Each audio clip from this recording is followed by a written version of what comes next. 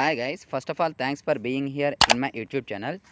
Day students, ఇంతవరకు మన channel కానీ సబ్స్క్రైబ్ చేయకపోతే సబ్స్క్రైబ్ చేసుకోండి. ఇటువంటి ఎన్నో ఇంపార్టెంట్ విషయాలు తెలుస్తాయి.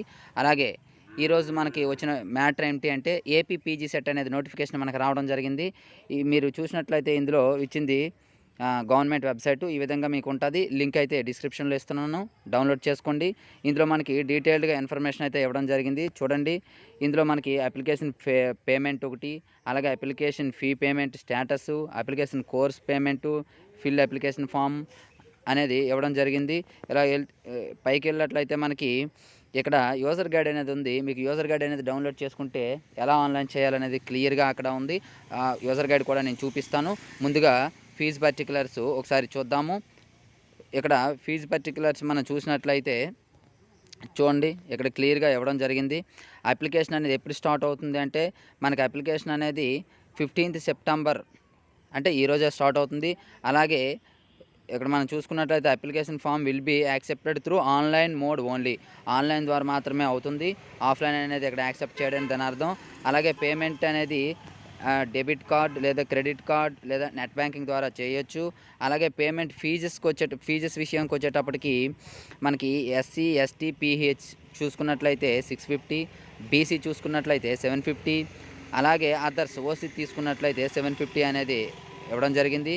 అలాగే మనకి లాస్ట్ డేట్ వచ్చేసి మనకి submission of last date application అనేది వచ్చేసి వితౌట్ లేట్ ఫీజు లేకుండా మనకి 30వ తేదీ 9వ నెల 21 అనేది ఇవ్వడం జరిగింది. విత్ లేట్ ఫీజ్ 200 రూపాయల లేట్ ఫీజుతో మనకి 4/10/2021 లాస్ట్ డేట్ అనేది కూడా మెన్షన్ చేయడం జరిగింది. అదేవిధంగా 500 లేట్ ఫీతో కూడా మనకి ఎంతవరకు అంటే 8/10/21 వరకు కూడా అవకాశం అయితే ఇవ్వడం జరిగింది. ఇది ఫ్రెండ్స్, ఎవరైనా ఎంతవరకు మన ఛానల్ సబ్స్క్రైబ్ చేసుకోకపోతే సబ్స్క్రైబ్ చేసుకోండి. అలాగే ఇప్పుడు యూజర్ గైడ్ అనేది మీకు ఎలా ఉందో ఒకసారి చూపిస్తాను, అలా వెయిట్ చేయండి.